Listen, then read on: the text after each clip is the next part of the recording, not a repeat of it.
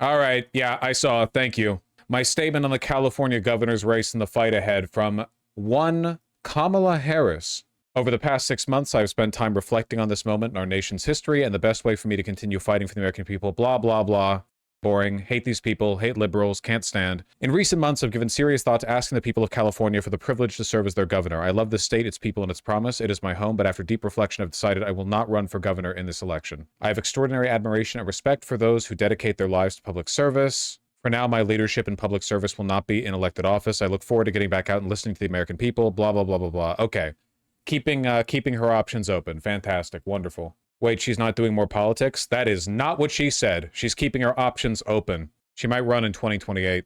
I look forward to getting back out, listening to the American people, helping elect Democrats across the nation who will fight fearlessly, and sharing more details in the months ahead about my own plans. In the United States of America, power must lie with the people, and we, the people, must use our power to fight for freedom, opportunity, fairness, the dignity of all. I will remain in that fight. Worst case scenario, she runs in 2028, and best case scenario is some kind of ineffectual consultant. It is her turn.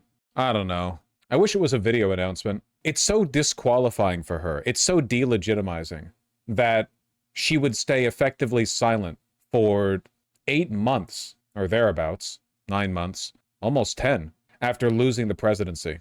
Everything that's gone on in this country, and she's just stayed dead silent. Tell it to me, Fox News. Moments ago, former Vice President Kamala Harris will not run for California governor next year, leaving open the possibility that she could mount a third run for the White House in 2028. She said in a statement, over the last 6 months, I have spent time reflecting on this moment in our nation's history and the best way for me to continue fighting for the American people and advancing values and ideals I hold. I don't think she'll run for president of the United States is my gut reading the statement, live here. I thought she was, really considering the governor, but I think she wants to serve in different capacities is my understanding. But, I don't speak for her. I'm not her spokesperson. But let's face it. I mean, she just went through a grueling, presidential race. Her second, cycle of the, she ran for president, obviously, 5 years ago, and then again this past cycle. So I don't think there'll be a third time, if you're asking me my opinion. Riveting analysis from this guy. Thank you. As good as your suit. Leader Gavin Newsom to another in Kamala Harris. And I think that she even understands she couldn't win there. I don't think that she's going to run for president again. But I'll tell you this, she's also been largely absent, even in California, with everything that California has gone through, with the immigration riots, of course, the wildfires. That is her home state. And she did not take the opportunity to stand on that stage and speak to those issues in any meaningful. She's completely right. It's genuinely disgusting that she would lose a presidential election and then to just disappear, with no other voice to replace her.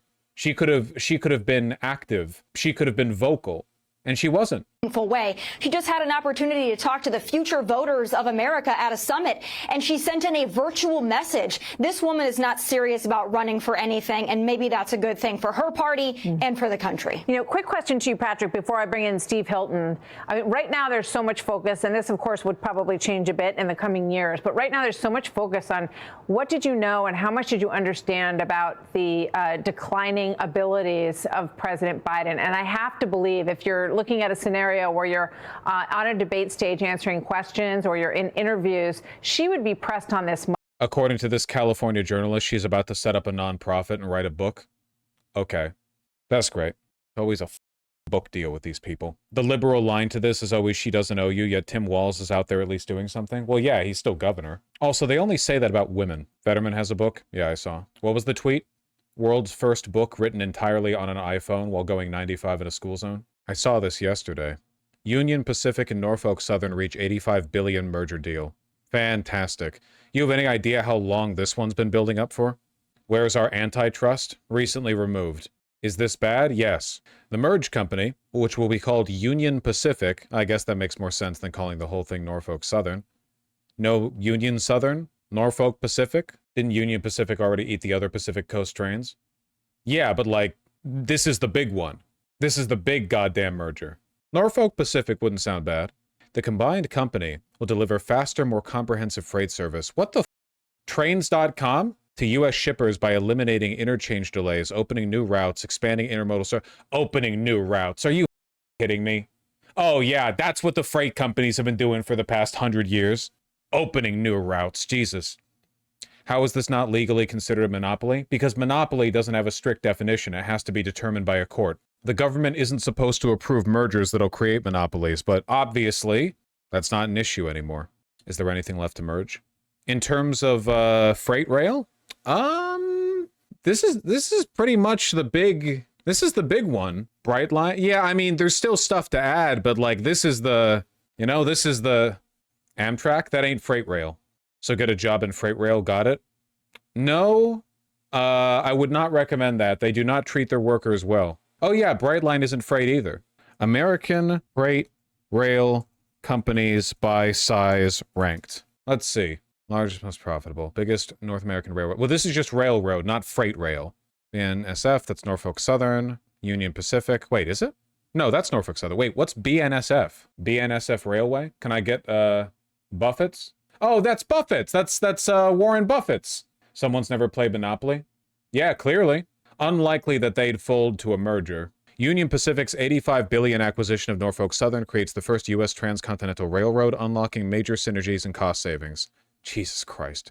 The deal offers Norfolk Southern's investors a 15% upside to the acquisition price, with further gains if the merger succeeds and a $2.5 billion breakup fee if it fails. Jesus Christ. Berkshire Hathaway could pursue a similar mega merger with CSX, leveraging cash reserves and BNSF to drive long-term returns. Regulatory risk remains the big uncertainty, not something you have to worry about in this administration. Didn't antitrust in the U.S. start with attempts to regulate a freight monopoly? I think so.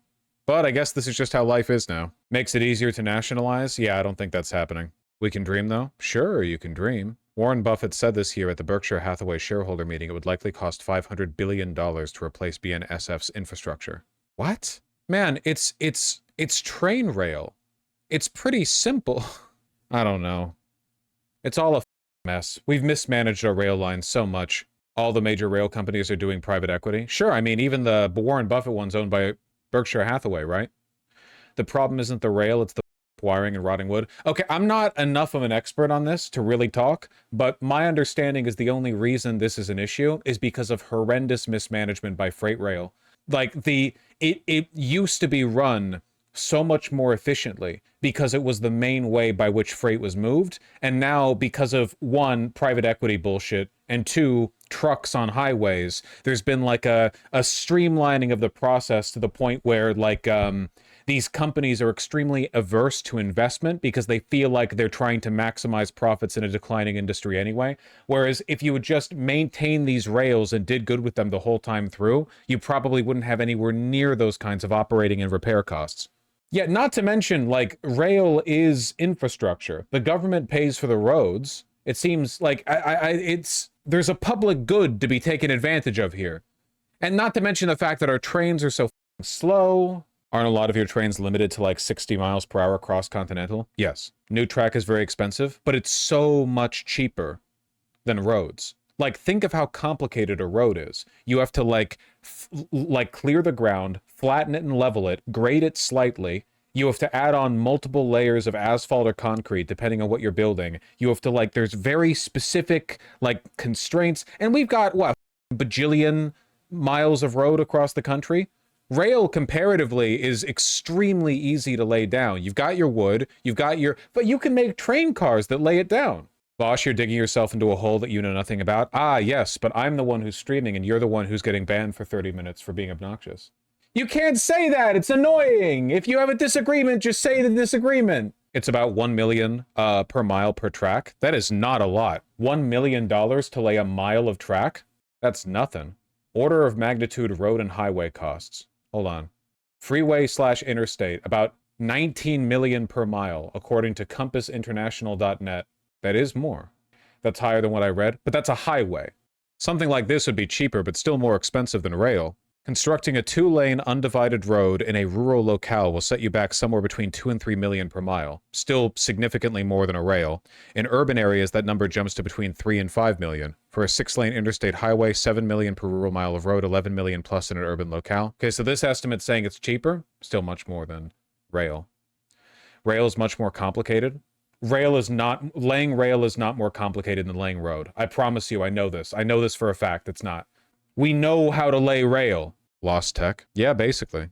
And even with the highways, you have to repave them every 2 years. Yeah, if you want to grind down the rails, you just have one of those grinder cars go on it. I don't know. It's just grim, man. We're getting mogged by China so hard.